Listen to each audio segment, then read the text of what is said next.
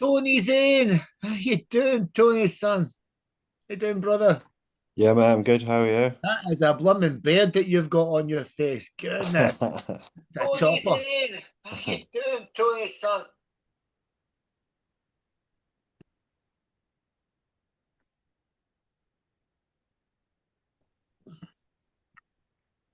Okay, let's almost there.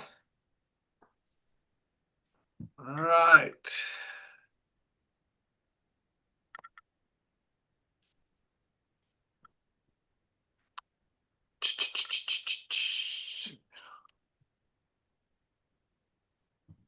All right, who's going to read the screen? Tony, or did you do it the other day? I did it the other day. I can do it again. Yeah, you got practice. Go for it, mate. Pre-recording consent. Before we begin recording, I want to make sure everyone is aware and comfortable. This session is being streamed and recorded as part of UACT LERO's mission to build recovery capital and challenge stigma. Your personal safety and comfort comes first. If at any time you would like your contribution or the recording deleted, please say so and it will be removed without question. Please remember, take personal responsibility for what you share. This is an adult learning environment, not therapy, mutual aid, or a faith-based organisation. If you're happy to proceed, please give a verbal yes or use the chat to confirm you consent to the recording. Yes.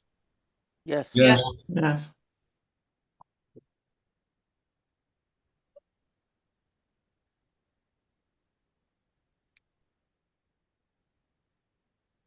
Using my personal meeting room. Oh, cool. There we go. Yes. That was what I was saying. Yes. Okay, good. What's the first thing we do? Check in. Jump to the left. Great. Who said that? Okay, Rachel, you start the check-in. Let's go. Let's build the container. Yeah, I'm good. I'm working from home at the minute because I've had a little op on my leg. So I'm just back today. So yeah, everything went well. I'm all right. I'll be back at work on Monday. So I'm good, yeah. Pick someone else. Who are you taking? Oh, sorry, Danny. Hi guys, morning. Good to see some new faces. Yeah, I'm checking in good from Brighton. Everything's okay here, having a busy week. And I would tag Daniel. Checking good from Brighton. Everything's good here.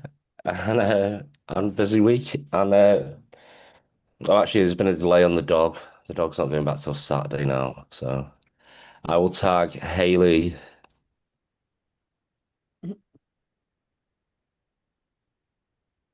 Your microphone's not on. Hi. Sorry. Oh, yeah. I'm going to have to jump out in a minute. It's turned out that are we checking in? Yeah. Yeah. I'm going to check in at an 8 because I've just had a bone thrown at me, so I'm going to have to miss the train. And I'm sorry, David. It's all right. No problem. It's all good. Huh? Come back in if you want. I'll do my best. Okay, David. Can I Bye. just jump in there, David? Okay. Yeah. Sorry, I'm going to go in on the afternoon one because I can't find the equipment I need for the computer. Okay. So see you later. All right. Anyone else want to jump in up that I'm not side? checking in.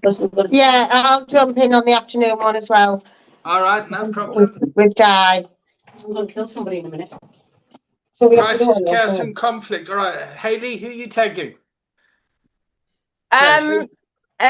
Did we have Ali? Did he go? There we go. Good choice. Thank you, Haley. Yeah, I'm Ali. I've been off work all week. I've got a bit of a bug, so apologise for the hoarseness of the voice. Yeah, feel a bit rough, but I'm here. That's the main thing. And I'll pick Charlie. Lovely to see you, Ali, in this space. Fantastic, brother. I am checking in. How am I checking in? Feel a little bit disappointed because I've twisted my neck, and it means I'm going to have to stay off the gym for about a week, which is horrendous. But apart from that, I'm all right. Dorette. Morning, all. Quite a full container. Bit challenging for me from the Netherlands, but I do my best. I'm checking in quite calm. I had a quite emotional, stressful week, but seeing how helpful our family sport group was yesterday, that keeps me going to continue these classes. So I'm checking in positive and I tag Olivia. Morning, everyone. Yeah, it's great to see loads of people. It's like, woo, hello.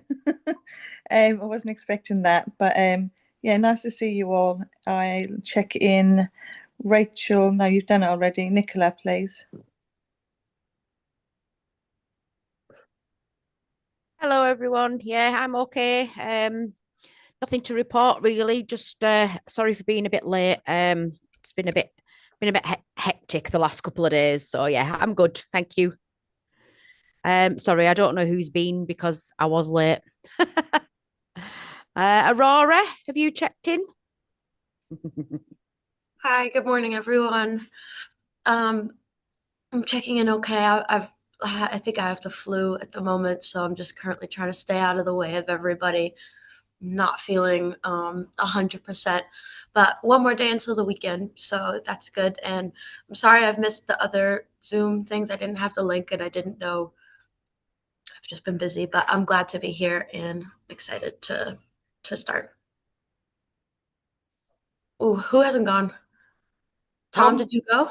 Yeah, I haven't been. I'm checking in this morning. I am good. It's been quite a chaotic week, to say the least, but I'm glad to be here, and it's good to see so many people. Thank you. Okay, is that everyone? Yeah. All right, so I check in with anxiety. I got a fucking ball of fear in my stomach here. And physically, I feel a bit like, whoa, a bit overwhelmed with it all. So, yeah. Missed Anthony. I've missed who? Oh yeah, yeah. I didn't check in. Sorry, I read that thing. Good catch, Daniel. I'll check in. Feeling pretty grounded, and it's good to see lots of people on here. Thank you. Cool. Thank you, Daniel. All right. So check in, contract, build the container. Then we have the agenda. Yep. So the contract here is to learn about recovery coaching, to go from peer recovery specialist to recovery coach. Yep. And most people have done the 3-day intensive. Yep. Or they've done 20 hours. I think Dorette, this must be class number 7, yeah? Or 8? 9, I think. 9. Okay, Dorette's got 18 hours in. Okay, great. All right. So we start off with a conversation, and that was the headphones, the symbol of the headphones. Yeah. And the conversation's made up of check-in, contract, build the container, what's the agenda, questions, open questions, closed questions, and listening levels 1, 2, and 3. And we're listening for needs, values to get purpose. Yeah. Then we'd forward the action and deepen the learning, and then accountability. Yeah. And each time you meet in the week, you kind of move forward along a continuum. And the continuum is the glasses. How's that person doing? So the continuums are use, misuse, abuse, and dependence. Yep. Addiction, harm reduction, abstinence, premature death, high well-being, and codependent, interdependent, and independent. Yep. And then we bring that all to get the system. Yeah. Now the system is where we're all kind of living in. Yeah, we're living in a system that's in a culture of addiction. And we're trying to bring people into a culture of recovery. Does that make sense for everyone? Does everyone agree? Yeah? All right. So let's start to talk about the system. Yep. So what is your personal role within the system? So Rachel, you're a family member, yes? Yeah. Yep. Yeah. All right. And Dorette, you're also a family member, yes? Yeah. Yep. Okay, cool. So your lived experience is from the family perspective. Yep. Yeah. Is there anyone else here from the family perspective? All right. So you're all from the family perspective. Just because you used, yeah, doesn't mean you weren't part of a family. Mm-hmm. Does that make sense? Yep. Okay. And who here has lived experience with substance use disorder? Okay. Yeah. All right. So is that everyone else? Okay. All right. So let's talk about family systems and let's talk about the Christmas period, the festive season. What might happen to the family system over the festive season? Oh, well, I know from my experience, it was Lee used to always be with us at Christmas, but sometimes he'd come in under the influence and ruin the full day. Some days sometimes he you could see he'd use, but he wasn't that like he wasn't that under the influence where he would say silly things and upset people. But yeah, there was a few Christmases I can remember him. I don't like to say ruined, but yeah, he'd upset people along the day. So yeah, I think it's really hard as well. And I feel for them people, the families that don't see them, like for their own self, like they can't have them there, whether there's children and stuff like that. I feel for them because I know that in the back of their mind they're wondering where they are, what they're doing, have they ate today? Have they like had a Christmas present today? It's I think a lot of the family, like I'm really passionate about family because obviously that's my background, because I feel like sometimes the family get forgotten about. That it's like it's just around the person in addiction sometimes, and the family can get forgotten about a lot of like how they're feeling, and like they're just looked at the bad guys that won't let that person in for Christmas, but really there's a lot more background behind it. Lee was very lucky that we never ever did that, but yeah, that's my experience on it anyway. Great. All right. So what's just happened in the container? Davide's joined us. Yeah? Yes. Good morning. Cool. Good morning. My Cool. apologies. I'm back in London. Checking in all good. Great. All right.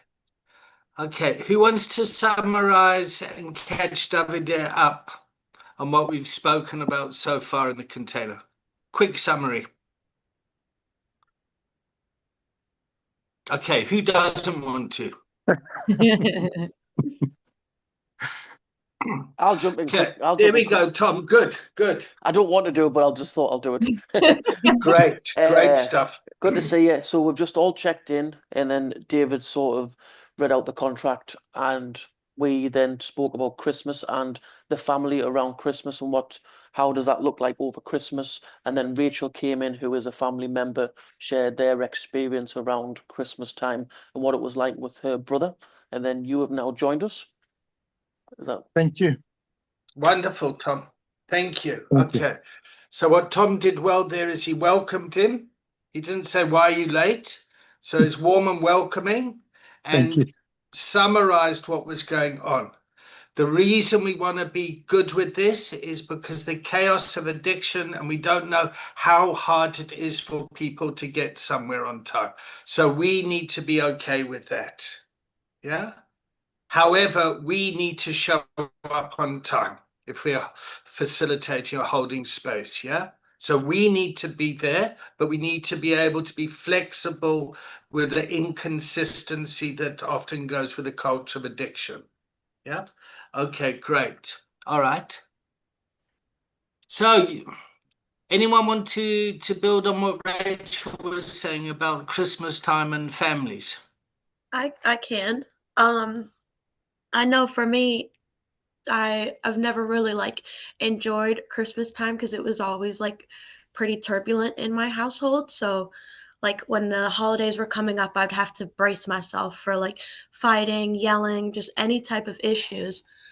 So when I left the house at 16, I didn't go back obviously for Christmases. So Christmas time became like very lonely for me, and I was with other people's families, but it did bring up a lot of feelings of like loneliness and like abandonment, even though I was the one that left. And it made me kind of want to isolate and use quite a bit more in that time period. But now I'm speaking to my mom again, and it's just, she's expressed to me how it felt with like me not being there on Christmases. And I didn't even think about that. Like in my head, I was just like, oh, fuck all of you guys, like whatever. And so I didn't know that she was struggling just as much as I was with me not being there. So it's a difficult kind of web of situations, but yeah.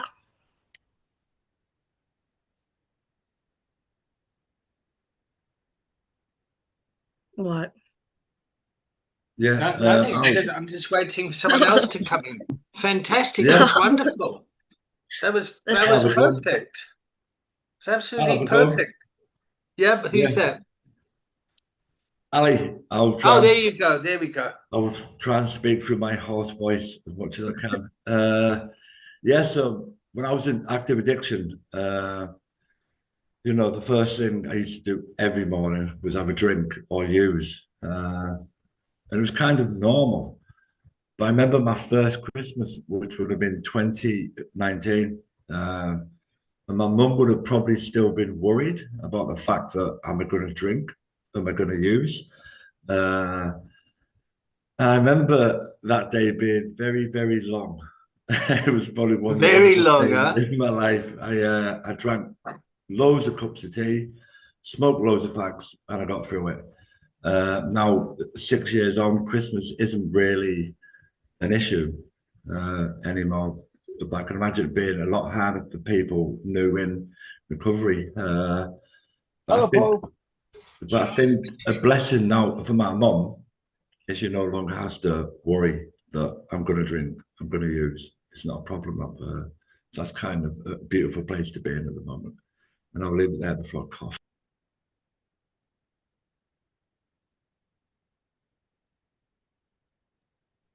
Can I come in, David? Please. Yeah.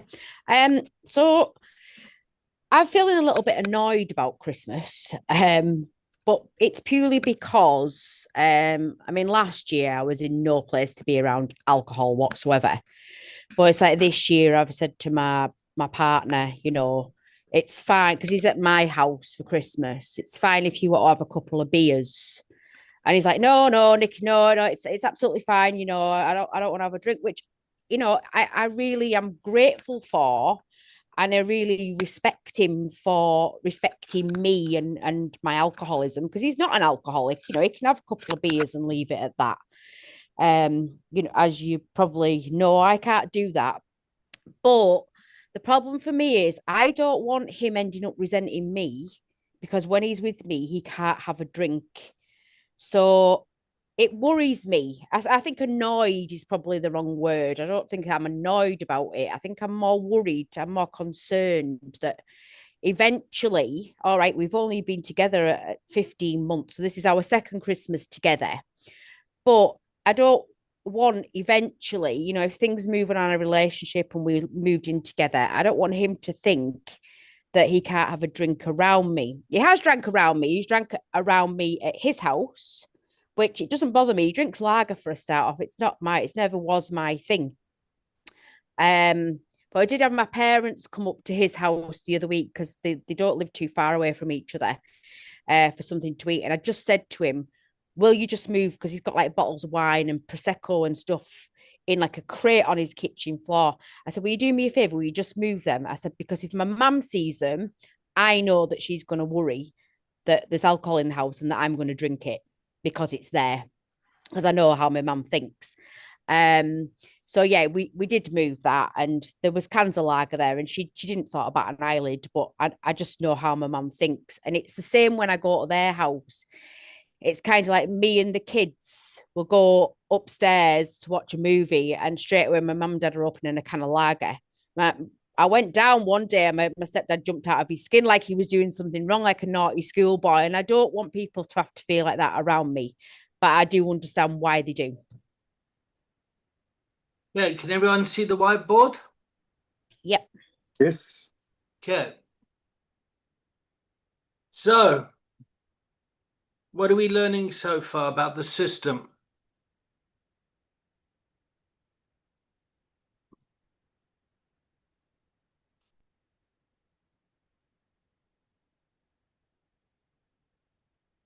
Okay, I'll try that again. What are we learning so far about the system? We got the family here. Yep. We got the person with substance use disorder over here. And then we got the cost. We're in the middle of it. Okay, and we're in the middle. Great. So we're here as coaches, yep? Right? Okay. So what are you seeing as a coach here, Daniel? What am I seeing as a coach? Yeah. What have you heard in the container, in the whole container this morning? Well, the addict and the family both have a lot of emotions going on. Yeah. Yeah, there's a cost. There's a cost to it from if you look at previous Christmases where people's behaviors might have ruined it, and that's we're trying to move forward, and yeah, a lot of people are on seem to be on walking on eggshells type thing over worrying about what people's behavior will be, and other people worrying Walking on eggshells. yeah, people Worried worrying about what other people's behavior would be. Okay. and So also how, even with the changed behavior, how their new lifestyle is going to impact. Like, okay. yeah, So inside the system, yep, sometimes there are codependent type relationships. Yeah.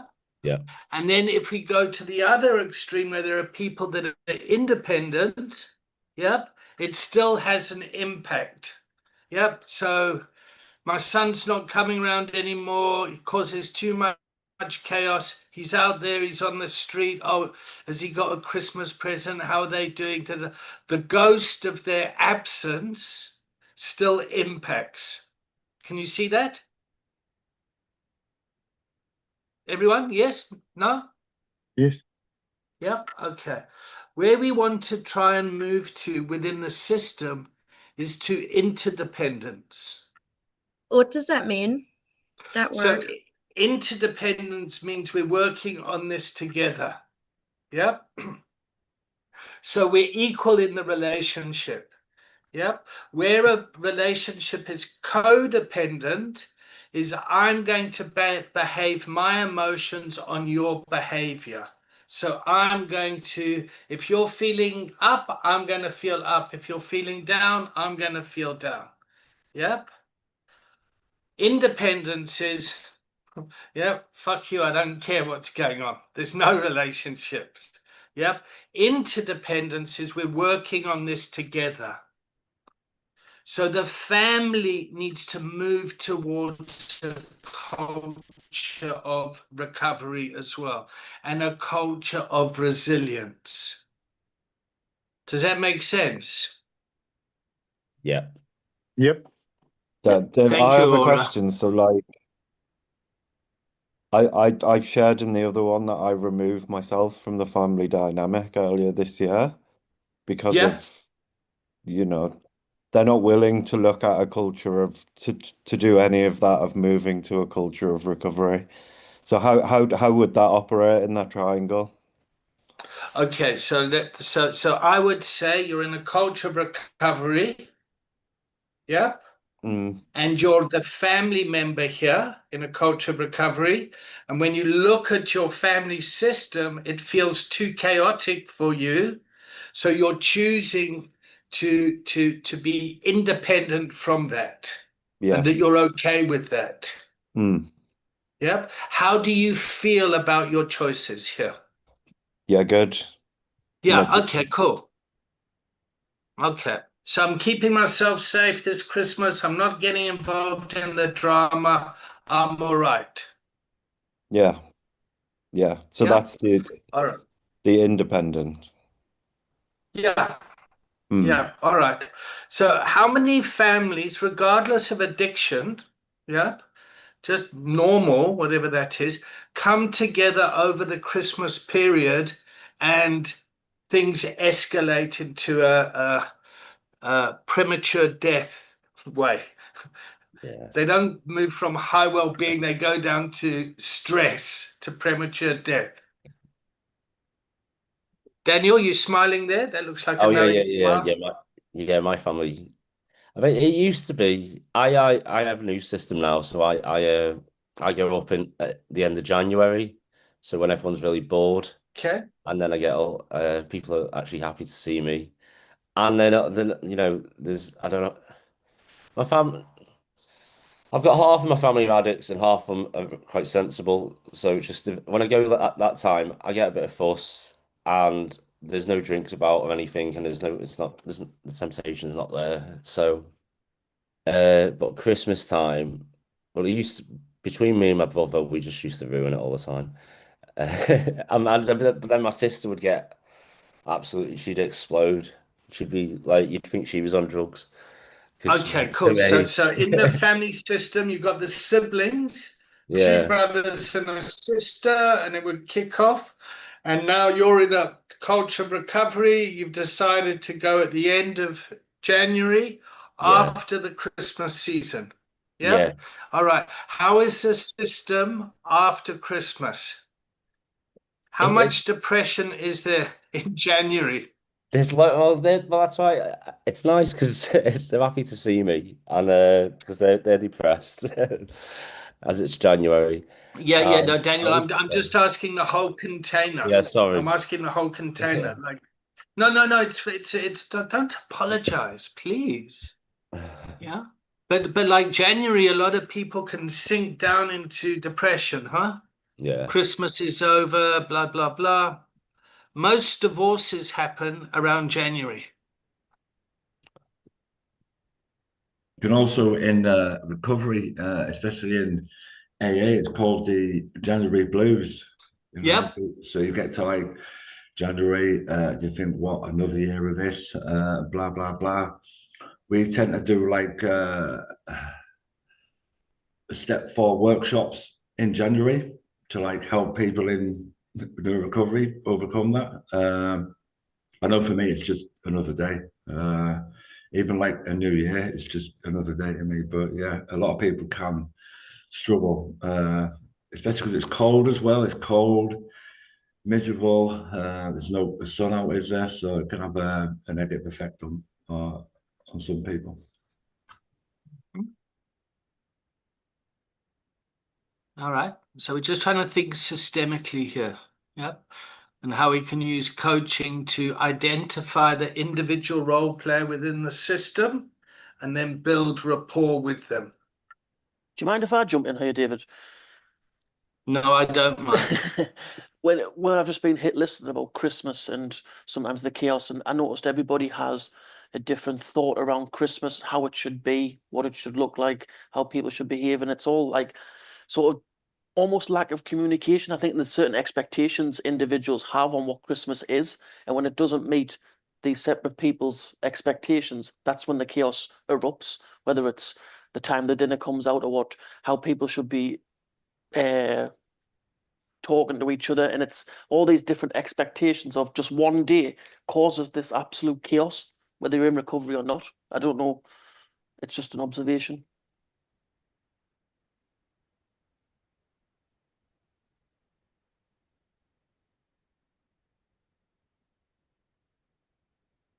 Anyone want to jump in?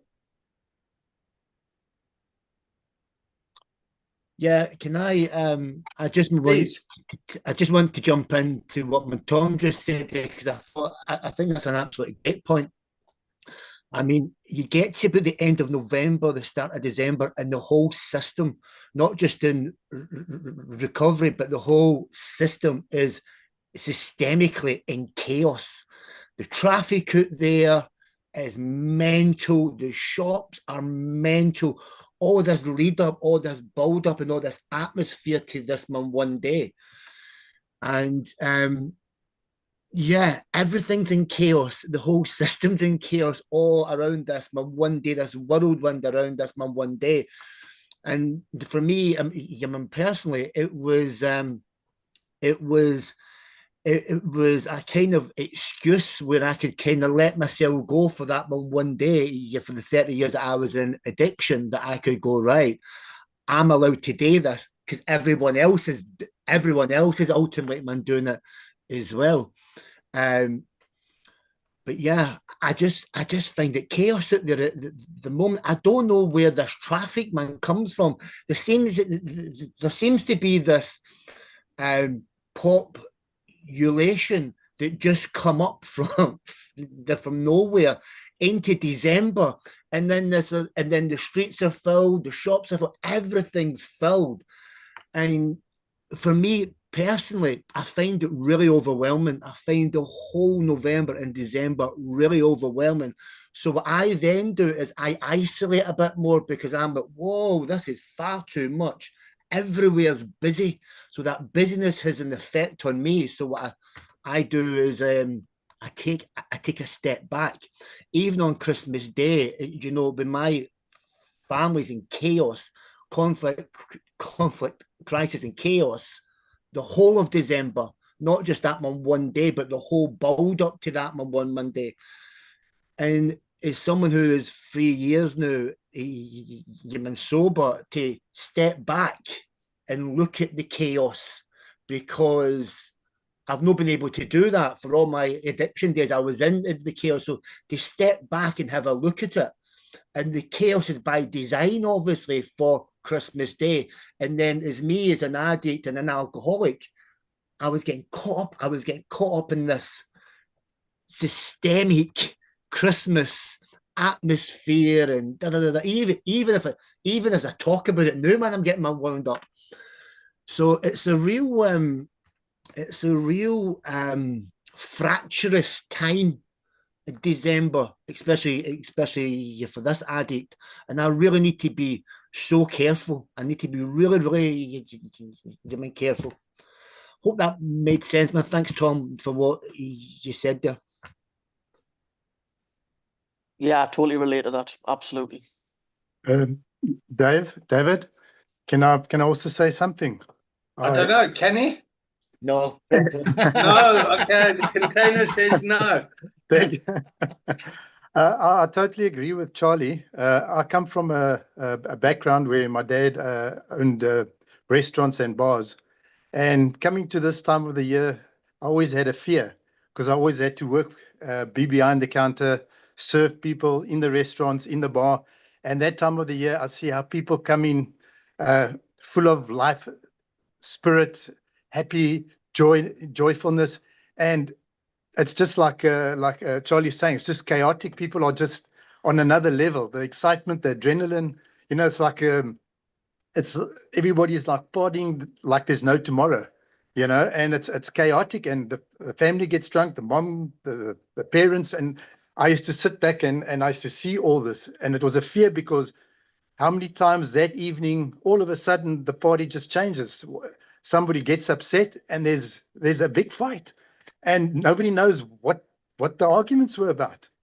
So this time for me has always been a fearful time. And now what I do, like Charlie says, I tend to isolate myself and try and stay away from the chaos, and draw myself towards myself. So that's the experience I've had. Is Christmas just a very fearful time. Okay, so Davide, I want to talk about level 3 listening. Yep. So level 3 listening is where you feel the environment. You're listening to the vibe. Yep. And who said walking on eggshells at Christmas? Was it Rachel? Daniel. Daniel. Yeah. And Nicola as well. Can you remove the bottles of wine and prosecco, because my mum's going to come around and she's going to be on edge maybe, because so as coaches we can feel that vibe. Yeah. Absolutely. Okay. Now you feel the vibe. What do you do with it? Because this is usually where I fuck things up. I'll usually say something inappropriate that'll bust the container. I'll name it, and then it brings it to the surface, and then people get traumatized because all of a sudden it's come into the room. This is where I make a lot of mistakes. I think I have to accept that my family care about me, you know, my partner cares about me, and I know they're only doing it out of love. They're only doing it because they don't want me back to where I was. They feel like my mum feels like she's got a daughter back, you know. So I completely get that. So I think maybe I've just got to be a little bit more understanding of how of the fear that they have that I will pick up again.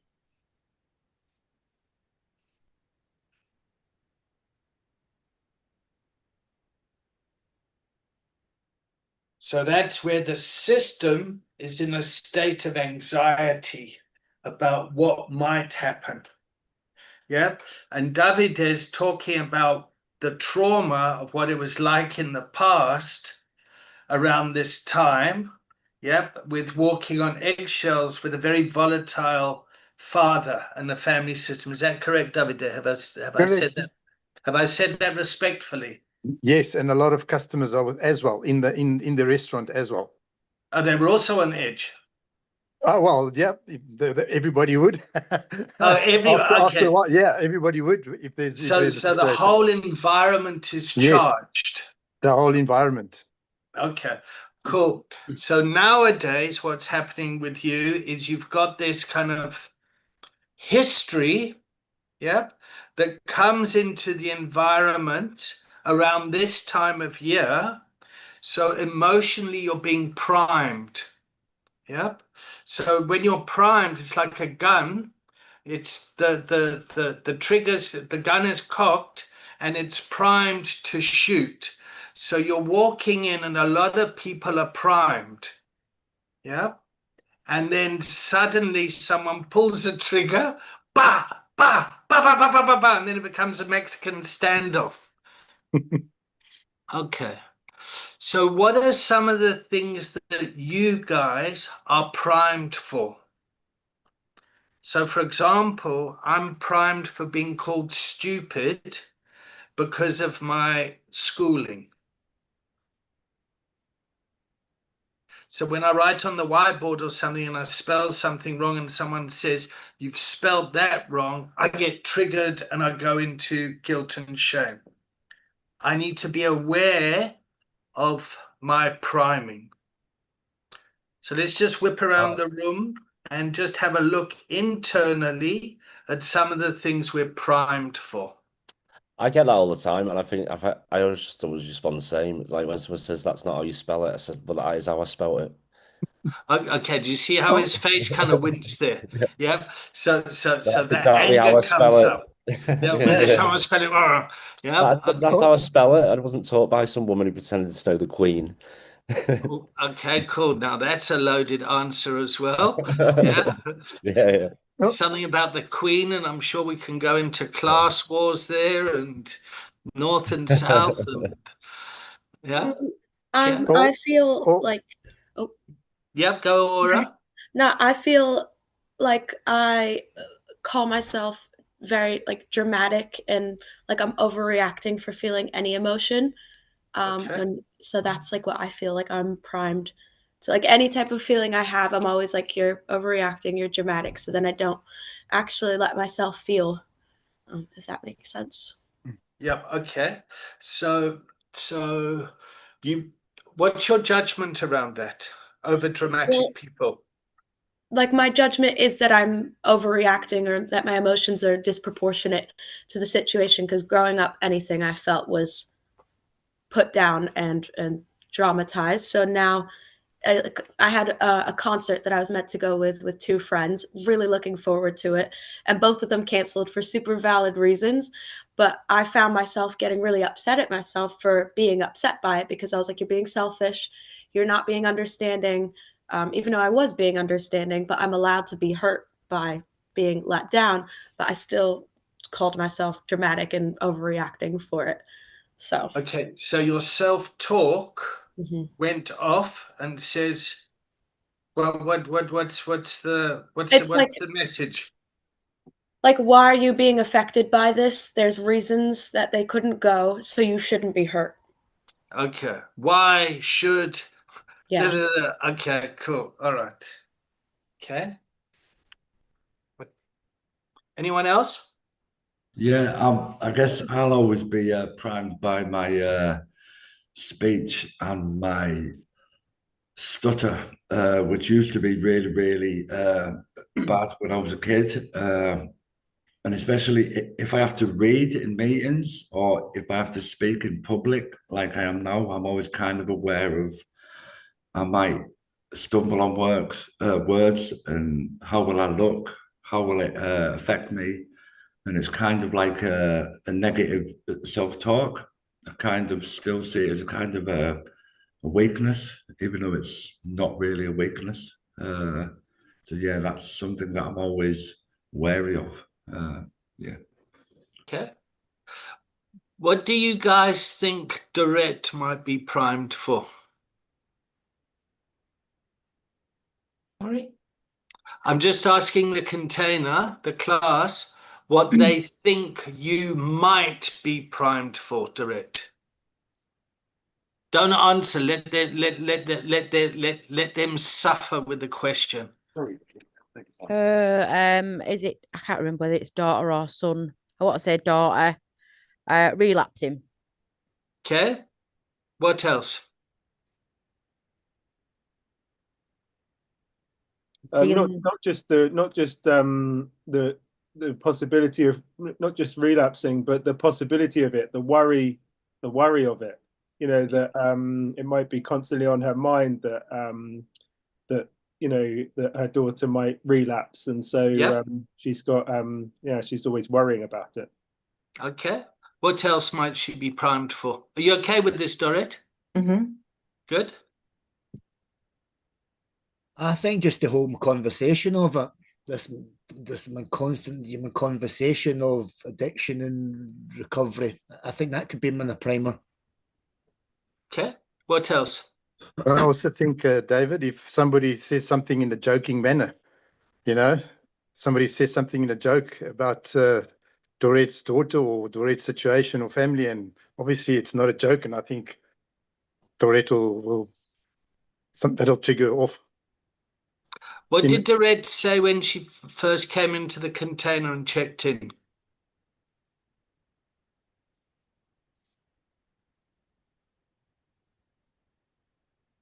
Did she say something about a chaos week? She What went, else? support from her group. She got support from her group, didn't she? Okay, what I heard is, wow, a great container, so many people here. I hope I understand and my English is okay. Oh, okay, right. Something like that, yeah? So Dorette's first language is Dutch. Yes, is that correct? Yes, it is. Yeah. Okay. So Dorette might be primed or will be primed for kind of getting it wrong, getting English wrong, or not understanding what's happening here. Yeah, you remember she said, I'll get my headphones to translate or something. Yeah.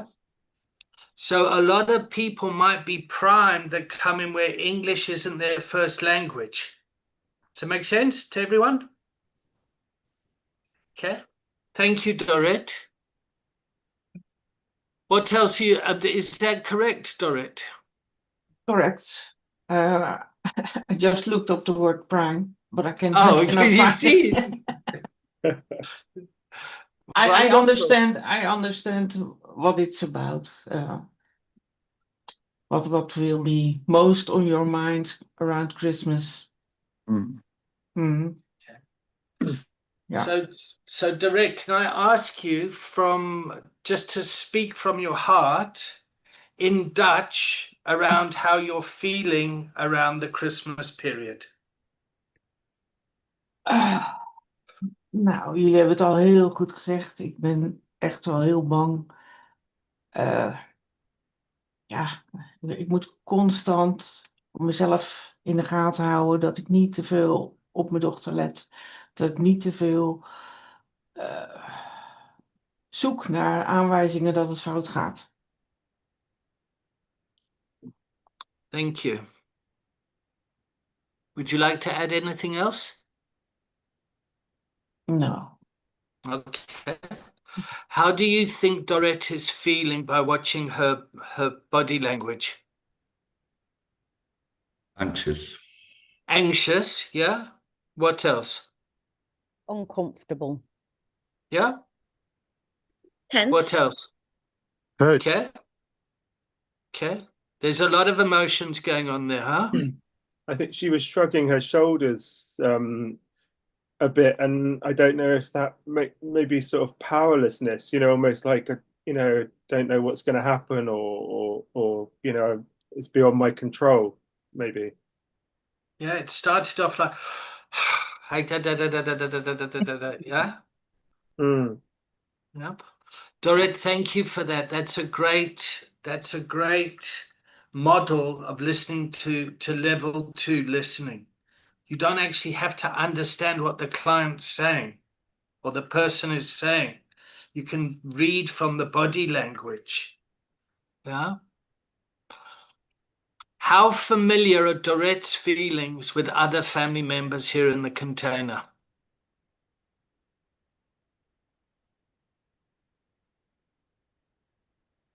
I've actually been in this situation quite a few times with my brother in the past. Long before I knew I was an alcoholic. I was a massive binge drinker, but I wasn't full blown alcoholic at the time. But there's many family occasions where my brother's turned up in a state, and there's no talking to him when he's like that. So yeah, I kind of can relate to being a family member, like walking on eggshells, as somebody said before. Okay.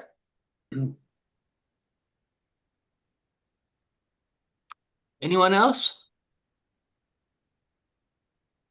Yeah, I remember one specific Christmas. Me and my dad and my mum, we always drank a lot over. So the question, Ali, is do you think that as family members we can relate to Dorrit's feelings even though we speak different languages? Yes. Yeah. Yeah, that's like the what I'm just trying to get across is the one good thing about addiction recovery is the feelings are exactly the same for any family member, any mother, yep, who has a family member that's struggling with a child that's struggling with this is going to feel anxious, helpless, angry, confused, yep, regardless of the language. Does that make sense? Yes. Yeah. And often it's just sitting in a container with other people that are going through the same feelings that brings relief to the system.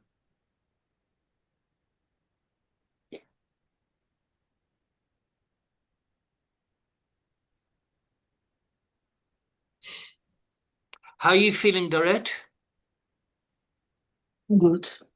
Yeah. It's yesterday in our family support group. we talked about the same topic, the coming of Christmas.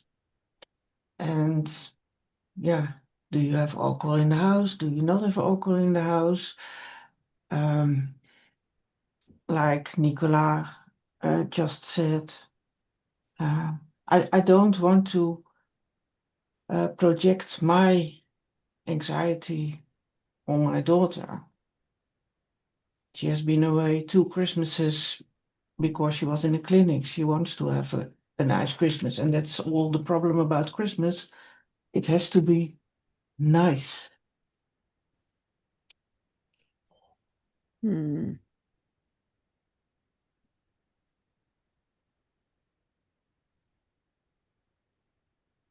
So do you Has feel like to be pressured? nice. Oh, Sorry. no, I was just gonna say, do you feel pressured to make the Christmas like really good for her? So No. ask that in a way that's an open question, Aura. Yeah, like, okay. Oh gosh, that's a hard one to make an open question. What are your feelings around having to make this a good Christmas? Great. Well done. Well, it is a bit solved by a family thing. My father becomes 90 first Christmas Day, and there will be, Wow. yeah. And Your there father was born yeah. on Christmas at 90 years ago. Yeah. Wow. 1925. No, No, 35. 35. 35. Yeah, yeah. Wow. And we are having a kind of a reception in a restaurant. And I'm okay with that. There are a lot of people come, and at Christmas itself, we do not do much about it. Just having some days off, it's good enough. No obligations at all. Perhaps the birthday party. –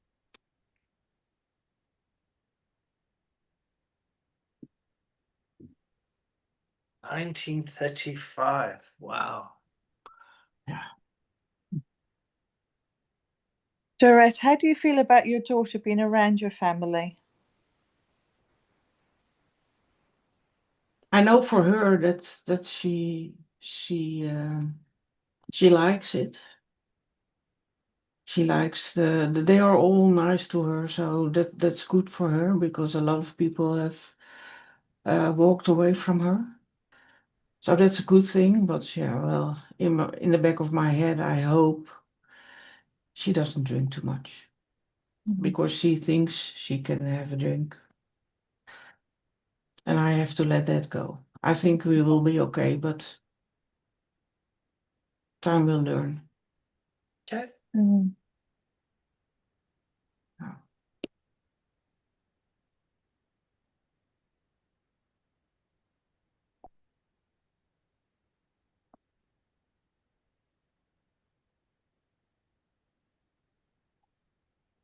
Right.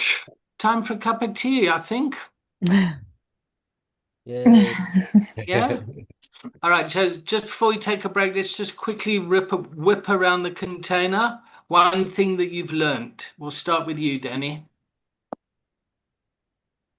Hiya, yeah, I've learned that Christmas is a potentially difficult and triggering time for not only, people in recovery, but also for their family members.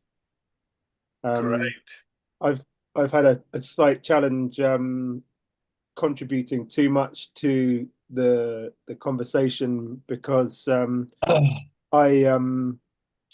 always go away at Christmas time, and so I never have to face family.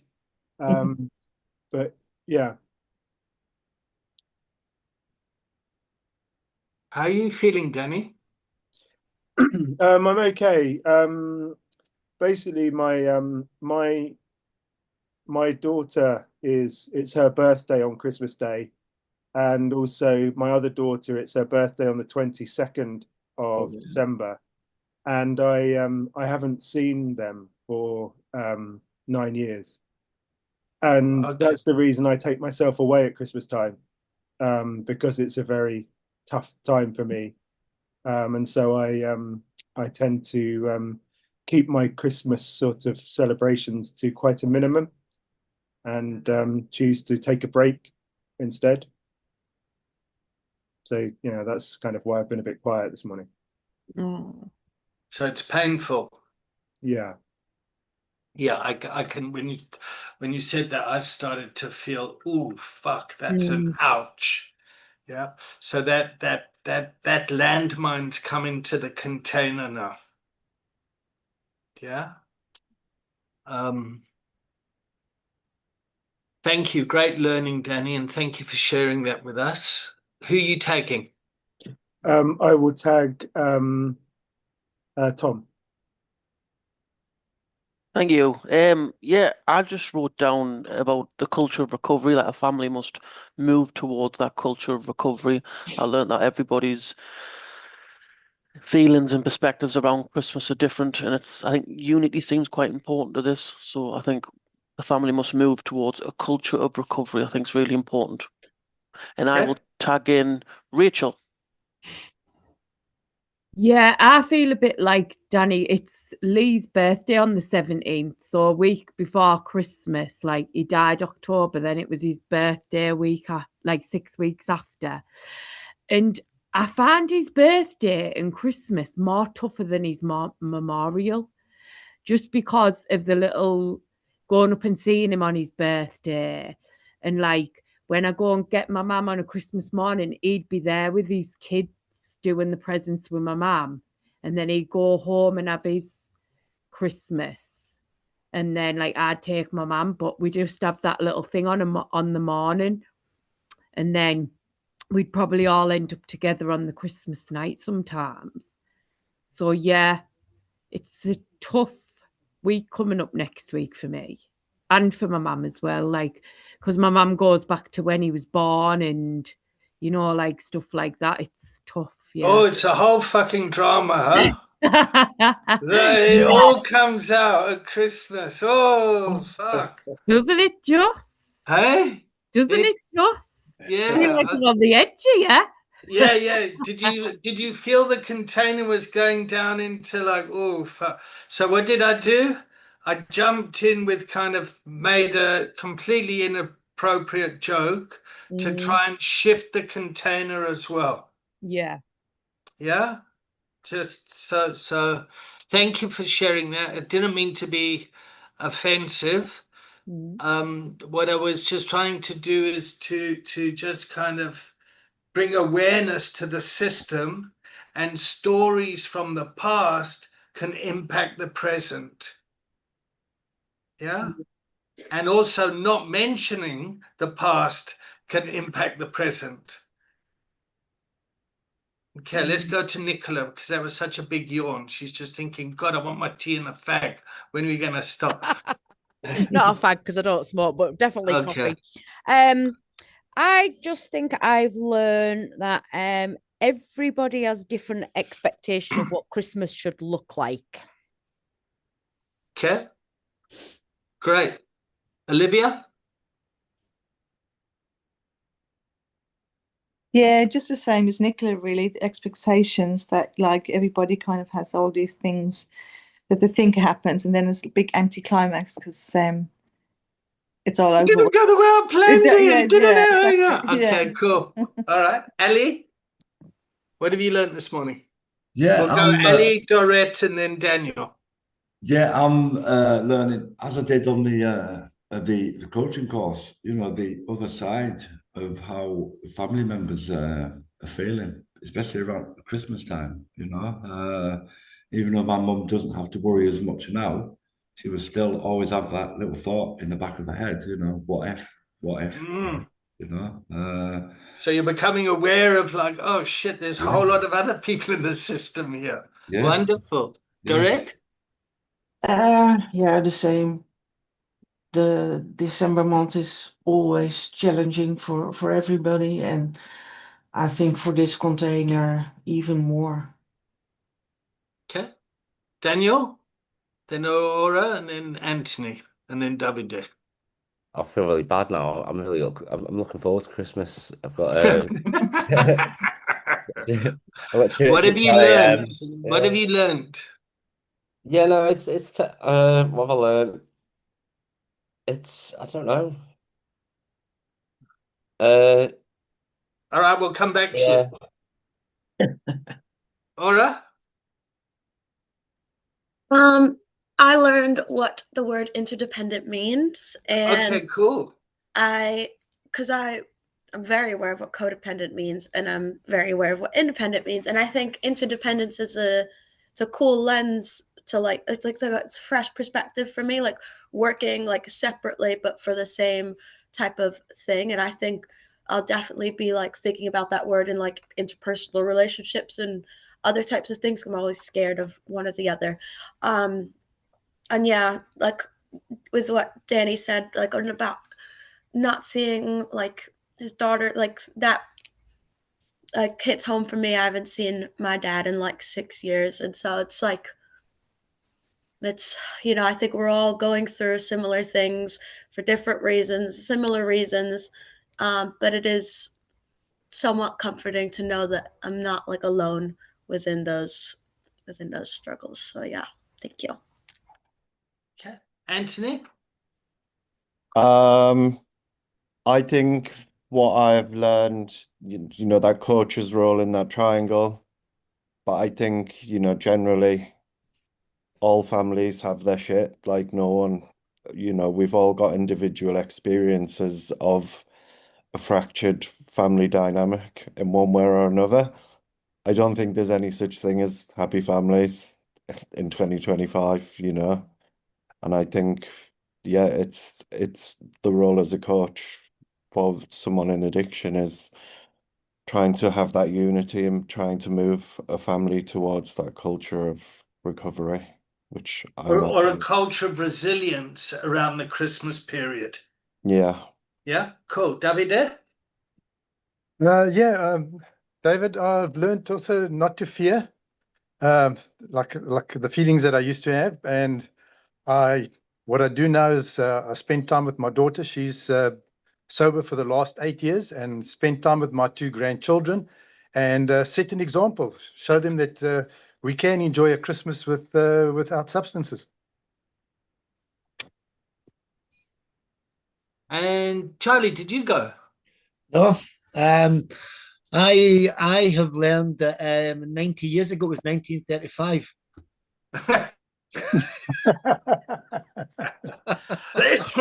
Is that everyone? Did everyone go? All right, see you at 10 past. Okay. Thank you all. Danny, you good, yeah? See you at 10 past.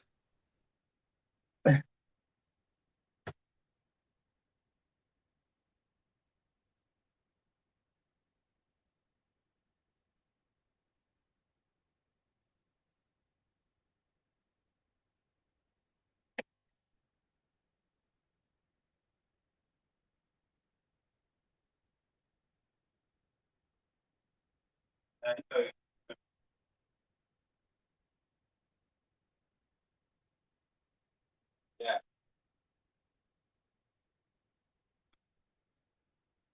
But yeah, when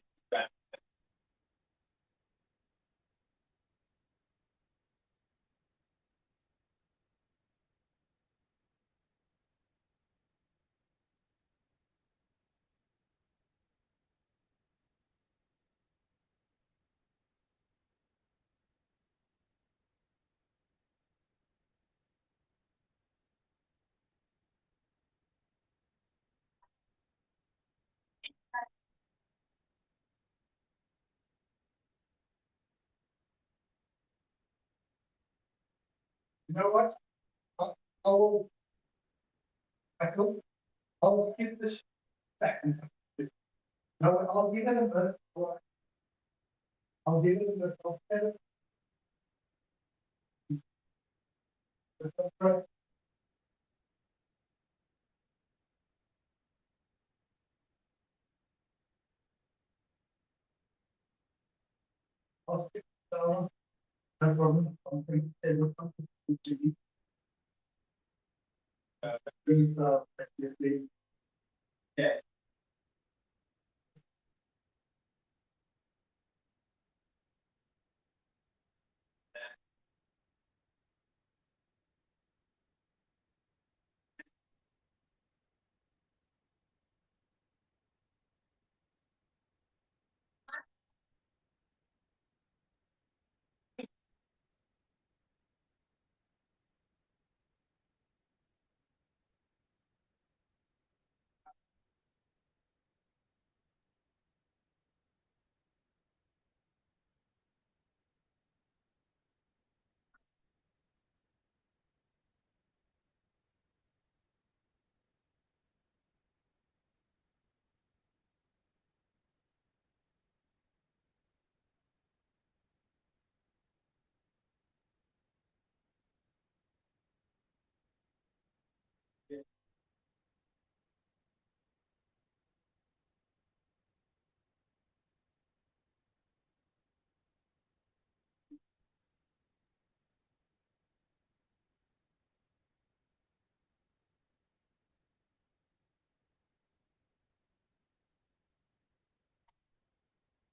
Yeah.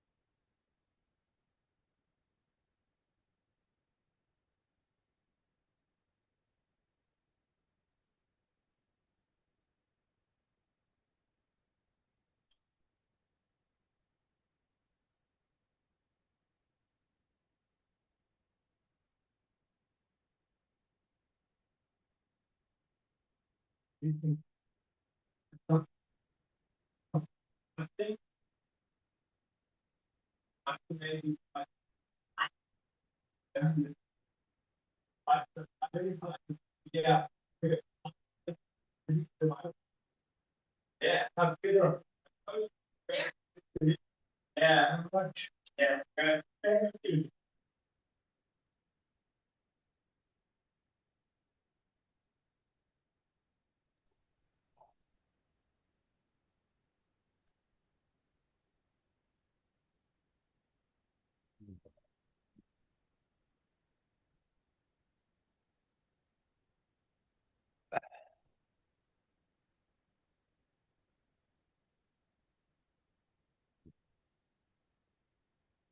Oh yeah.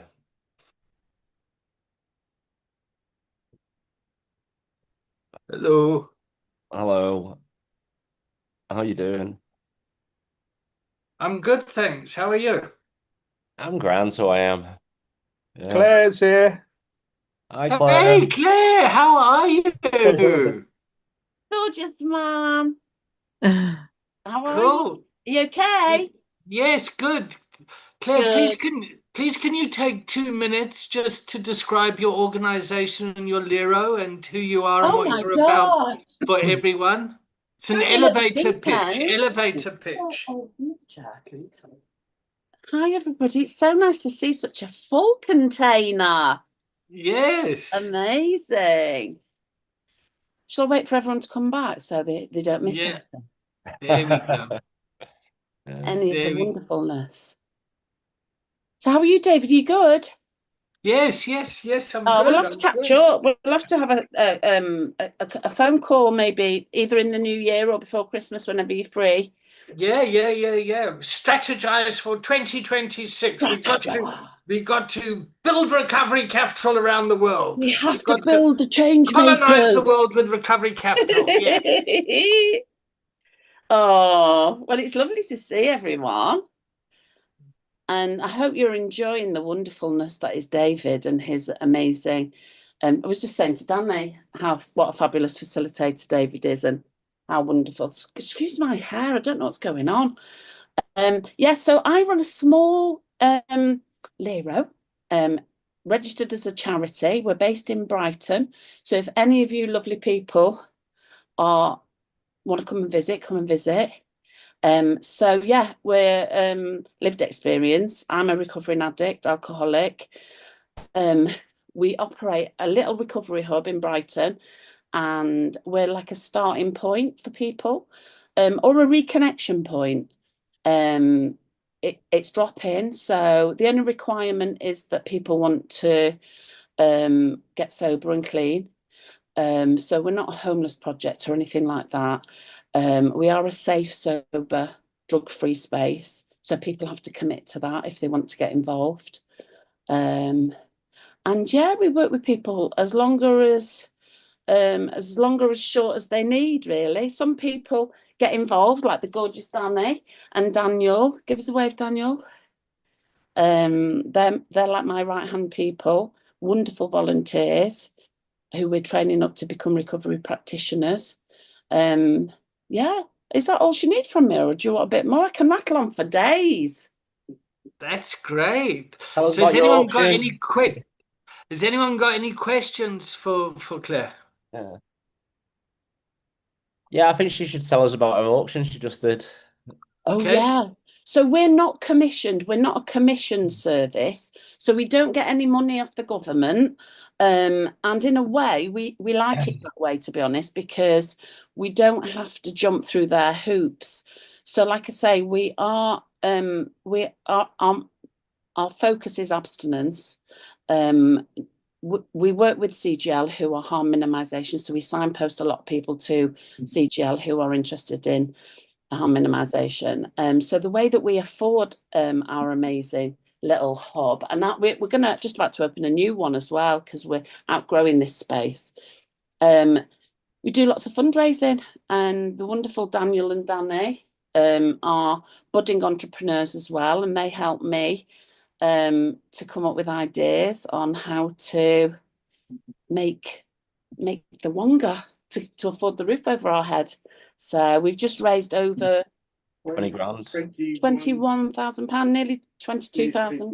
Yeah, nearly £22,000 with an art auction. So we get established artists to donate beautiful art, collectible, and then we auction it off at a fraction of the price, and then that amount gets doubled by another charity called The Big Give. So we're always coming up with amazing ideas like that. And if you guys are budding entrepreneurs or, solo recovery activists, then you need to start thinking outside the box, because commission services the money is going down the pan. So you have to think of different ideas on how to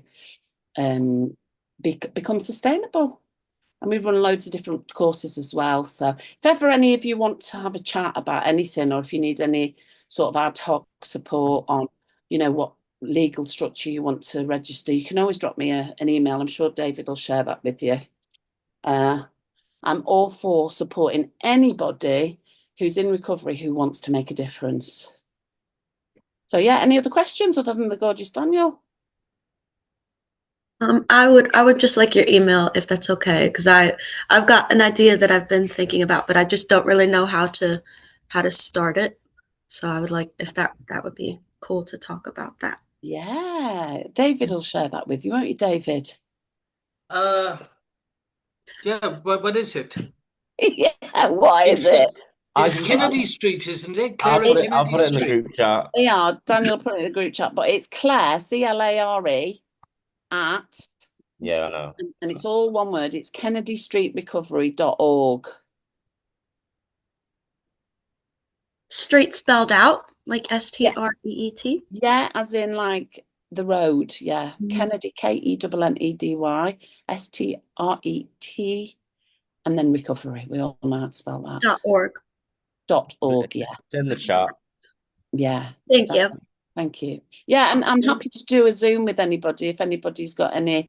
I don't know what to do, because I didn't know what to do for a long time. I just wanted to make a difference and I didn't know where to start. And I have got a magical unicorn brain, so I had like 10,000 ideas and didn't know how to start with one. Yeah. So yeah. So this is a question that's driving my agenda of selling trainings. How has this training and training your team influenced your organization? So for me, everything we do is about embracing and empowering our fabulous volunteers, and also the clients. It's about helping them, become autonomous, so hand up rather than hand out. And what we do is we look for training and practitioners that can enhance the love and the commitment that we give to our volunteers. And David is a kindred spirit, so he's one of my fellow change makers.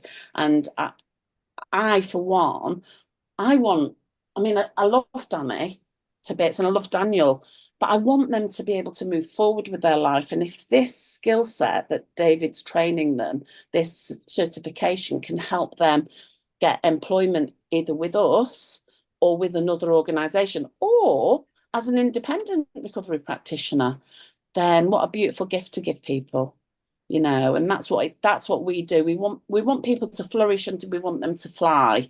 We don't want to rely on volunteers forever. The whole purpose of volunteering for us is about upskilling people and helping them to achieve their greatest potential, really. Does that help? That's great. And finally, Moss has gone off to Thailand. Moss has. So one of our recovery practitioners, paid staff member, he's gone off to Thailand. So he's gone to have a holiday primarily.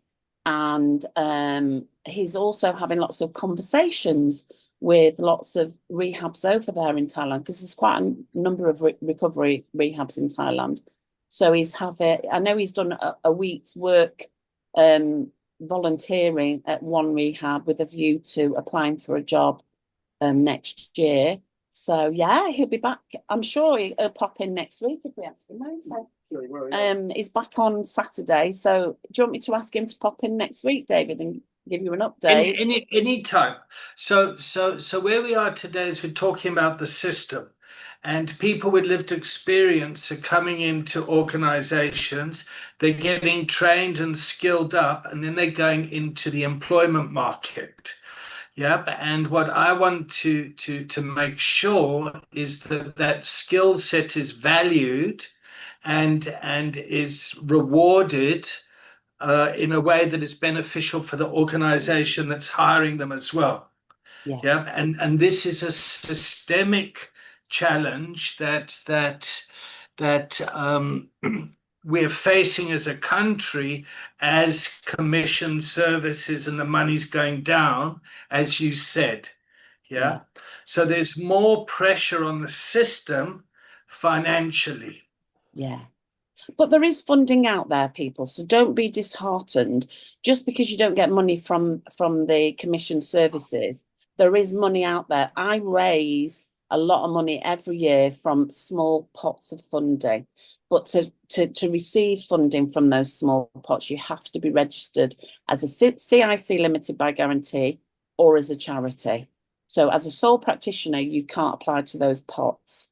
So, like I say, I'm more than happy to do like a little masterclass if David wants, maybe. Please, I want it for myself because I've got a CIC and I would love to get a little bit of cash in there. So yes, please. Are you a CIC limited by guarantee, David? Yes. Okay, so that's good. Have you registered as a CIC limited by guarantee? Yes, we've been running for 2 years. Excellent. So you have a bank account in that CIC's name? Yes. Okay, that's fabulous. So even today, you could apply to the first part I would suggest, just off the top of my head, is the big lottery. So they will give you pretty much £20,000, and it's a one page application. It's very simple to get, but you have to be a registered CIC limited by guarantee. That's the extra bit that you have to be. I'm sure I'm that. You can find that out on Company's House, yes? Yeah, you should. If you're a CIC limited by guarantee, you should have a number, like a CIC number. But have a look on Company's House, because there's two sorts of CICs. There's CIC limited by guarantee, and then there's CIC limited by shares. If you're limited by shares, you can't apply for funding. Oh, okay. Yeah, so have a little. You could always change it. So if you are limited by shares, you could change it with Company's House to become registered as limited by guarantee. Yeah. I have one question. Go on. So if you're a CIC, like say you're an example, you're in Brighton where rent and business rates are probably quite high. Yeah. Do you get subsidized by being a CIC? Do you get discounted rates or anything? No, only as a charity. So we're a charity. So you, for instance, if you were going to be operate, where are you living? Somerset. So Somerset. So you would, and it's obviously recovery focused, the work that you're doing. It will be once I finish this course. Okay. So you wouldn't be able to. You're hired. I don't think you would be able to apply for reductions. So in my understanding, it's only as a charity you can apply for like rate reductions. But maybe ChatGTP it. Ask the good old ChatGTP. But can I add though, Claire, with that, because what you say, but like if you've got a bit of cheek and charm, you can get a big reduction, like because Claire's vision for what she wanted for the hub, we rent off the council and they halved the rent, didn't they? No. So originally they wanted £25,000 a year, but what I think the gentleman's asking is, I was charming. And honest, that goes a long way, doesn't it? You know? Yeah, I think being honest is really important, because I did say to them, look, if I had £25,000 to give you, I would give you £25,000. I haven't got £25,000. We're changing lives here, and I've only got £15,000. I know that I can change people's lives for the good, but I need a base to start from. So the rent, I got down to 15 grand. Thanks goodness for that. And then I had to negotiate for 6 months to get that. I just kept saying, no, I'm sorry, I haven't got any more to give you. So stand firm if you're going to try and be charming. But I do get a reduction in my rates. So I still have to pay rates, but because we're a charity, we get a reduced charitable rate. And I do think that you have to be a charity to get charitable rates.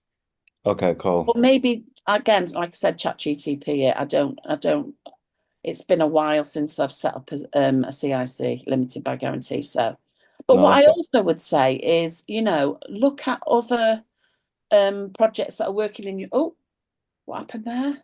No. It's good. It's great. It's great. Oh, it's all right. You can scream. I just want to orientate the students here that we're now talking in this area. We're talking about money and funding within the system to support this change between the family and? Yeah.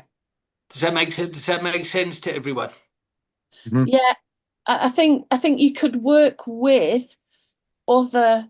So when I first registered, because I didn't know what I wanted to do, I registered as a CIC limited by guarantee because I needed some funding to be able to pilot different ideas, how I could best support people in recovery. I didn't have a clue what I was doing, honestly. I'm a consultant by profession. I've worked in the private practice as a recovery coach with high functioning addicts for 20 years. So I've worked in the workplace and I charged £150 an hour for the privilege of people working with me, right? And then I wanted to be able to offer this skill and this support in the community for free. So I couldn't afford to do that myself. So I needed to pilot the idea. And I set up as a CIC limited by guarantee, applied to different funders, and I went to all the churches who are local and just asked them if they had a room that they could let me run this pilot in. A friend of mine, whilst the churches were waiting to get back to me, a friend of mine had a restaurant and he said, I've got a spare room upstairs. Why don't you run this workshop, this pilot upstairs in my, you can use my upstairs room for free. So I was like, oh. And then whilst I was doing that, we had 50 people crammed into a room, tiny room. And this local vicar who I'd spoke to, he came to that pilot and he was like, oh my gosh, this is amazing. Unbelievable. He said, is this the sort of thing that you're doing? So I said, well, this is the sort of pilot that I'd like to. At the time, I was teaching people like you guys how to set up, well, how to get into recovery, how to stabilize. And then once it's stabilized, how to start your own project. And that was my first pilot. And he said, I believe what you're doing here is God's work. So I was like, well, call it what you want. I do know it's making a difference. So he said, right, okay, well, you can for sure use my church. I've got an empty church. I can't get people through the door on a Sunday. It was a beautiful old church, very, very crumbly, but beautiful enough for me to be able to say, oh, that's amazing. And he said, honestly, he said, what you're doing here is you're not just helping people to recover, you're helping people to move beyond addiction. So I was like, yes. So he let me use this church. I ran these workshops, and within the space of 2 months of teaching people about these skills for free, we had 11 entrepreneurs emerge, all in recovery, because I think we're pretty brilliant people. And so he was like, oh my God. So that information that I got from that pilot was transferable into a funding application. So I was like, amazing. I can use this information to get more funding to pilot this more. So that's what I did. And I worked at this guy's church. He let me use it for free. We had like an incubation hub of 11 businesses in the space. So we had over here, we had a guy running a end of day fresh produce cafe.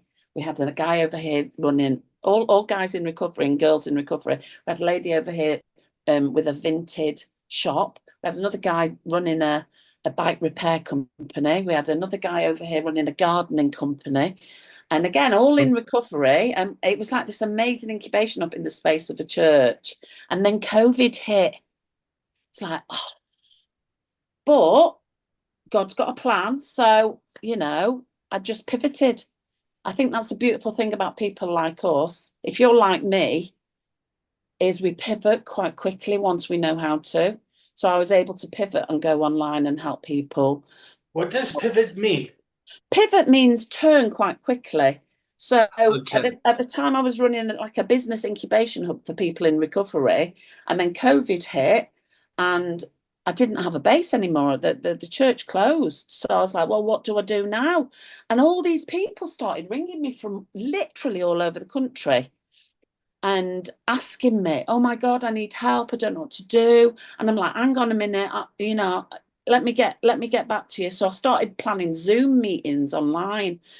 And at one point we had 70 people on a Zoom call. And it was like, look, you can get into recovery even though you're in lockdown. it's recovery hasn't disappeared. You just got to know where to look for it. So what I did then was I set up another Zoom room where I would train people in recovery up to help these other people that were seeking recovery. So that's how I pivoted from being a business incubation hub to being an online signposter to recovery platforms, because people did need to know, and training people up, people in recovery that wanted to help but didn't know where to start really. And then in that time of the 2 years that we had COVID, I helped 3 different businesses with their staff that were struggling with addiction problems, so obviously remotely. And these 3 different companies, each all around the country, each company donated £5,000 to the charity. So I'd re-registered at this point just before COVID from being a CIC limited by guarantee to becoming a charity, and I got charitable status just before COVID. So yeah, these 3 companies each donated £15,000. That gave me a small pot of funding, what we call non-ring fence funding. So it didn't have to be spent on a certain project. And that's the £15,000 that I got this beautiful little hub with. Wonderful. So, the story of Claire and Kennedy Street. Thank you. You're welcome. Thank you. I'll pass you back to Danny now. Nice to see you all. And like I say, by all means, drop me an email if you need any, if you want to throw any ideas around. Thank you so much, Claire. That is really fortuitous coming into the container at this time. Yeah. What the topic's been has been about the system, and we've focused the first half on the family around Christmas time. Yeah, the family system. And what's nice about what you've just brought is the system of charity, of CQC, of social services, of COVID, of the church, all the fellowships, all that sort of side. So what we need to kind of be aware of as coaches is the whole system. Does that make sense? So thank you so much for that. Absolutely. You're very welcome. You're very and very Merry Christmas to all of you who celebrate Christmas. And I wish you all the luck in the world for the new year. And yeah, great to meet you all. Thanks for having me. And I'll pass you back to the gorgeous Danny. Cool. Thanks. Well, thanks, Claire. Thanks, Danny. Cool. All right. So it's 11:33 here in the UK. Let's start to capture some of the learnings that we've learned today. Yeah. But let's just have a quick check-in after the break. So thank you all for that. I check in with Joy. One word, Davide. Davide, Daniel, Anthony, Ali. One amazing. word. Amazing. Grateful. That's 2. That's okay. Yeah. Optimistic. Anthony. Hopeful. Ali. Confused. Confused. Danny, Rachel, Laura. One word. Grateful. Rachel? Yeah, grateful. It was lovely to hear her story. Okay. Yeah, she's Laura? great, isn't she? We're lucky to have her. Congested. Congested. Yeah, I don't feel good, like, ow. Okay. But this is the thing that's also grateful as well. Okay. Olivia, Dorrit, Charlie, and then Tom. A little bit overwhelmed. It's like so much information to take in.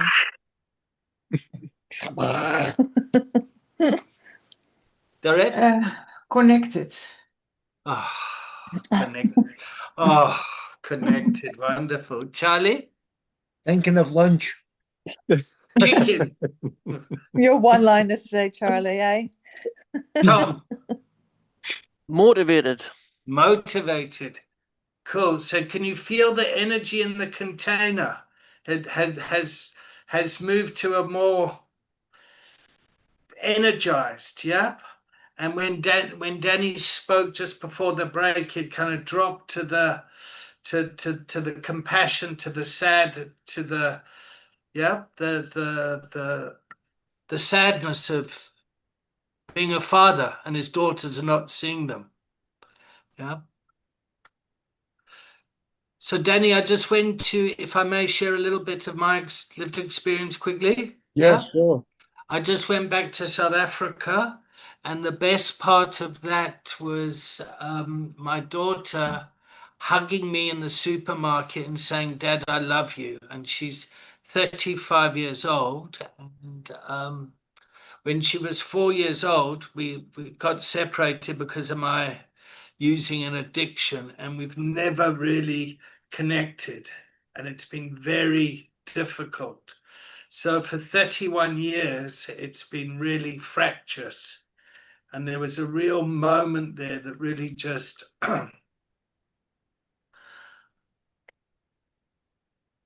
changed things within our family system. That's amazing to hear. Yeah. So when you when you shared that, Danny, like it just activated my pain and loss as a father.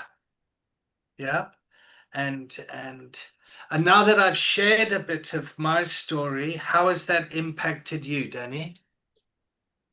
Yeah, well, it reminds me, not to give up hope, Okay. and I haven't completely anyway, but I guess I've had, I've had to accept that, they're not in my lives at the moment, and I've had to learn how to deal with that, and I think them not being in my lives for many years had quite a lot of impact on my drinking. I think I wouldn't want to blame anything for my drinking. I'm an alcoholic, but I would I would drink on the sadness sometimes and things, But so I've had to sort of build some resilience around it recently, but yeah, it reminds me that especially now I'm sober, that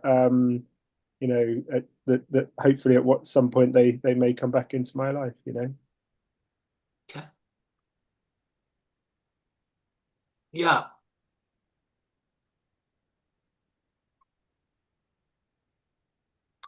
I'm trying not to run down a rabbit hole, but I so want to run down there. So I'm not going to.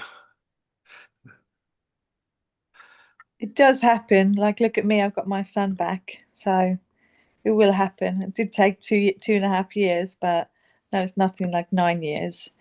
But yeah, and it's come back, and it's I'm so grateful for it, But I did have to go through a lot of patience, a lot of resilience over the last 2 years, not to kind of get in a ring with my ex-partner, because that would have turned out. So AA has taught me to pause when agitated. So anytime I got an email, I paused before I replied, because if I didn't, I would have been like probably kind of like off on one. The old Olivia would have come back in, and I don't like that, Olivia.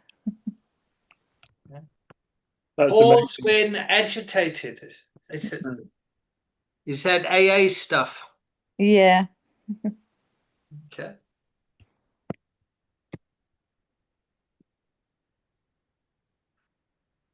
Right. Daniel, how's your dog checking in? Needy. Needy. Needy. She's very needy. Yeah. Oh, you'll miss her. Well, I won't.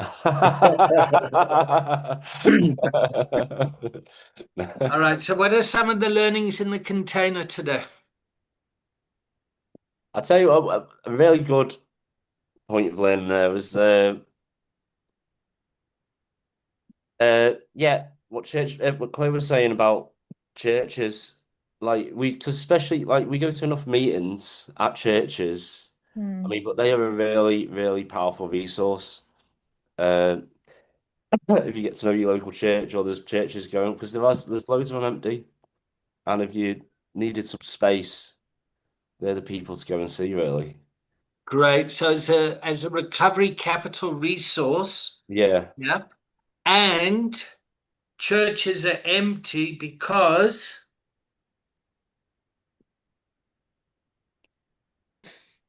Well, mine's not, but why are churches empty? secularism. What does that mean? It means that people started to believe that life was pointless and they should just pick up a bottle.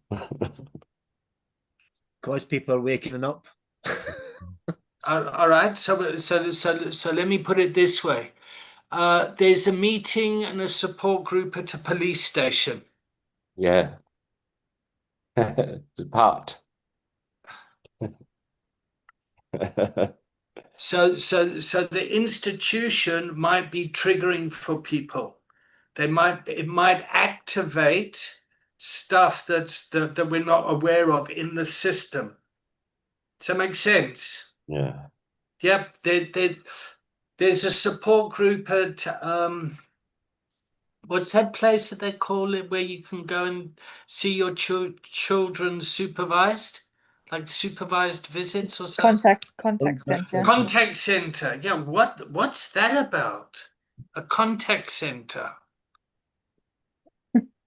Hey? Yeah, it's very like they have somebody in the room with you all the time, and every word that's spoken between you and your child, there's a lady typing it all up. So it's a bit like me streaming this conversation on YouTube, Yeah. but worse. Yeah. I'm being worse. I'm doing worse. Yeah, you have to be very careful that you don't like say anything wrong, because if you do, anything can be used against you, so you have to kind of be very patient in them rooms as well. Okay, so it's scary how the system is very constrict. Okay. All right. Like with my son as well, if he was doing something naughty in the contact center, I'm like, should I discipline him, or should I just let him go away with it? Will that be bad that I'm like telling him off for like doing something wrong? Or if I don't tell him off, like, is that bad because I'm not telling him off? And it's just like, oh God. Yeah. And how do you think it impacts the children? I have discussed it with him, because eventually it got to know people. The woman didn't have to be in the room, it was just me and him. And I just said to him, do you know why mommy has to come here? And he says no. And I just say, mommy's really ill and she's better now, and hopefully we won't have to come here anymore. And then he'll say things like, do you like my daddy? And I'm like, ah. I'm like, yeah, I like your daddy, he gave me you. And I said, and I just leave it at that, But until he's only 8, so he doesn't really know about alcoholism at the moment and stuff like that. But he is going to come a time where I can have that proper conversation with him. I'll just have to wait for him to be at an appropriate age, I guess, and when he starts asking questions. But yeah, he just was grateful to see me, But now I'm seeing him Saturday and Sundays. Okay. A month ago, it was 2 hours on a Saturday. Okay. Yeah. So if you were coaching someone who had to visit their child in a contact center, how would you manage the boundaries between your experience and just to be present and just like not slag off the ex-partner or bring any that kind of with you into the room, because that will be typed up on. No. If you were supporting someone who was going to visit their child, so from my perspective, whenever someone talks about their kids being in social services or a contact center or something, it triggers me. It activates me because my kids were taken away. So my experience comes into the room, and I really have to manage my anger and swallow it, but also kind of say, okay, I've got to, does that make sense? Yeah.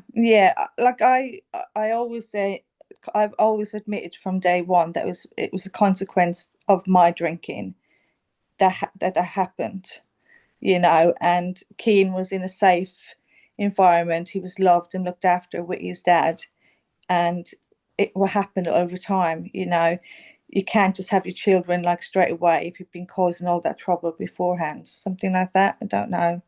Okay. So yeah, all right. So for me, and I resonate with your answer. I like what you've said, yeah. So I'm coming to your side of the room here.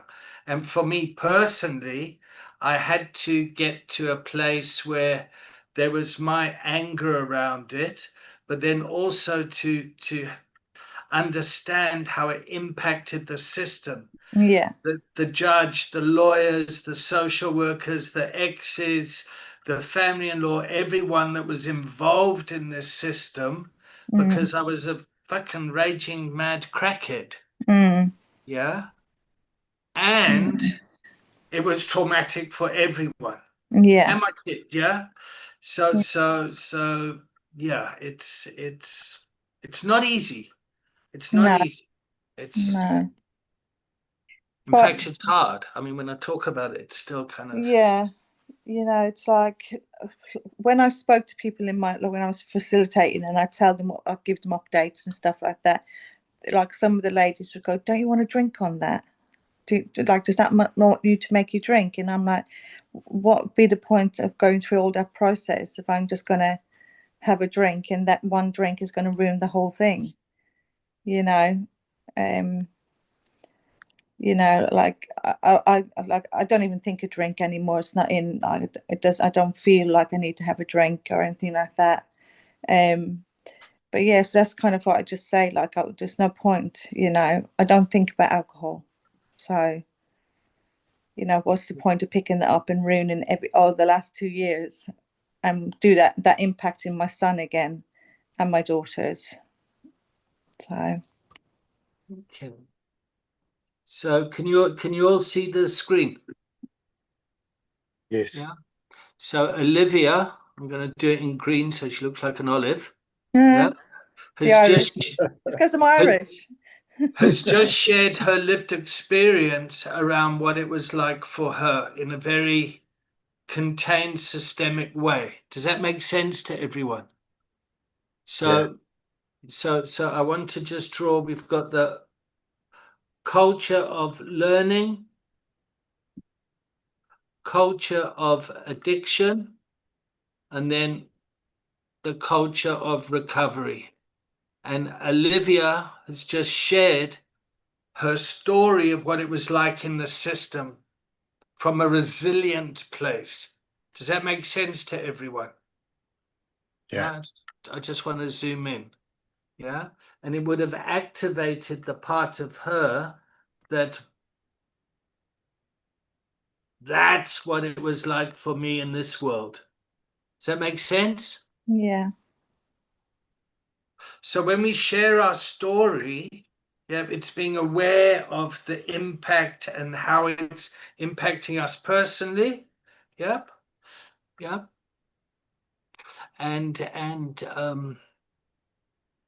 yeah, we always want to learn from our stories. We want our coachees, families, whatever, to kind of learn stuff to get them to come into a culture of resilience. Mm. So does that make sense to everyone? Yes. Yeah. All right. So Davide was the only one that said yes. So I'm going to assume that it'll look, all this stuff is in the content and the online material, but we're kind of halfway through. We're about class 10 in. We should start to have a good understanding of the system coming together. All right. We need to start to check out. Charles, can you start the checkout and put your eye on the chicken? Can't. I'm in full chicken mode at the moment. I'm in full lunch. I'm in full lunch, and yeah, I'm gone. I've gone into crisis, chaos, and conflict because I went 2 hours now with the process of chicken in my mouth. But yeah, I've really enjoyed this. You container, especially the half hour that Claire came in and speaking about the kick. Isn't she a vibrant lady? Did you see her hair and the glasses? And she was so. She kind of reminded me of something a Dallas, man, and the Dallas with the hair and the glasses and the spectacular. Anyway, I'm going to have some lunch, guys. How am I feeling? I'm feeling great. And I will tag Nicola Finley. Yeah, I'm feeling all right. I think I've just realised that I've gone from being codependent to being interdependent, which is a bit of a revelation actually, because I always thought of myself as being codependent. But when Aurora asked the question what it meant and David explained it, I thought, do you know what? I think that's what I am now. So I feel like I've moved up a level. That's growth in my recovery. You've moved along the continuum. You've got Yes. insight to yourself. Wonderful. Yes, it's fab. Every time I move my hand, it puts my bloody hand up. Thank you. Okay, who's next? Danny. Danny's next. Hi, yeah, thanks guys. Feeling good. I think that was a good session. I'm glad you all got to meet Claire. Actually, that was completely unexpected. She just came in for a chat during the break. But yeah, she's a big inspiration and been very supportive to me and Daniel and many volunteers. And yeah, she's someone who's really good to talk to about building a life beyond, beyond recovery as well. She's we've run lots of self-employment workshops here and seen lots of people start their own businesses and start to find a life or a new career beyond beyond recovery. So yeah, she's great. Yeah, checking out good. And I will tag Dorette. Thank you. I'm checking out also positive, a bit overwhelmed about it all, but thoughtful to all of you. And I give Anthony. I'm just calling people. Yeah, I'm checking out still quite grounded.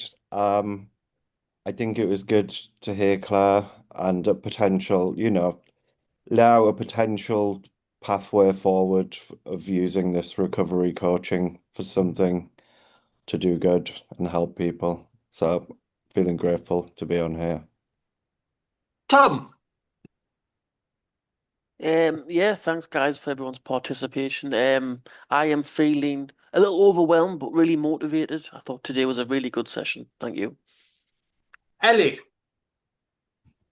Yeah, I'm also feeling a bit overwhelmed. It's my first session on here. It's a lot to learn. I'm hoping to attend more regularly, but with work commitments, you never know. But yeah, I'm looking forward to learning. That's me.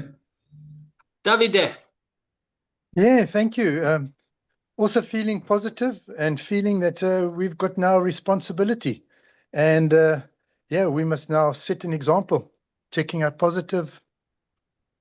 Anthony. No, he's been Aura. I'm checking out feeling good. This is also my first session online, and I was a bit hesitant about the training in person, but it ended well. And I think I was just a bit shut off because I was like, I'm not even like a recovery coach. I was like, I deal with like volunteers. I was like a volunteer coordinator. But since doing this and like even the training as well, it's gonna help me when speaking to like any type of community member. And also I think like in my personal life, it's like it's helping me. I think I need to move from being independent to gaining interdependence because I do everything on my own when maybe I should ask for help. So thank you for that, and thank you everyone for today.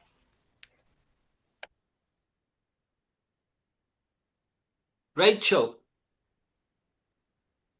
Yeah, I've really enjoyed it today. It's nice to see some new faces. This is my first one since our face to face. Yeah, I'm feeling grateful, feeling good. Yeah, thank you, everyone. It's lovely to meet everyone. Olivia. Yeah, thank you, everyone. Yeah, I'm feeling grateful. I was a bit overwhelmed because there was so many people. Like there was about 5 last week, and then I put my screen on. There's all these people. I was like, "Whoa, hello, hello, hello." But yeah, I'm good now. I'm good. It's all good. Yeah, thank you. Cool. And Daniel, we saved the best for last, mate. Mm-hmm.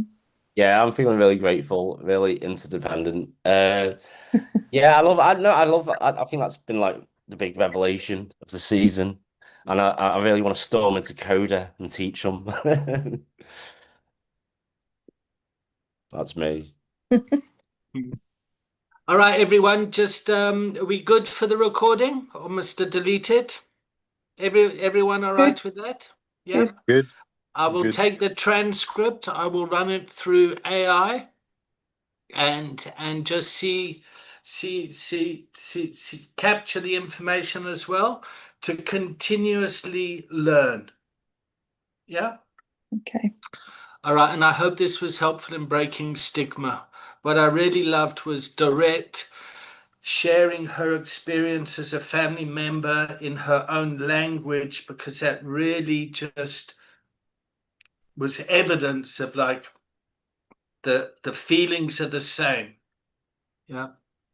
And yeah. So that was a bit of Ubuntu. Bye everyone. Bye. Charlie, enjoy your Bye. chicken. Cheers, everyone. Yeah, Bye-bye. bye. Bye.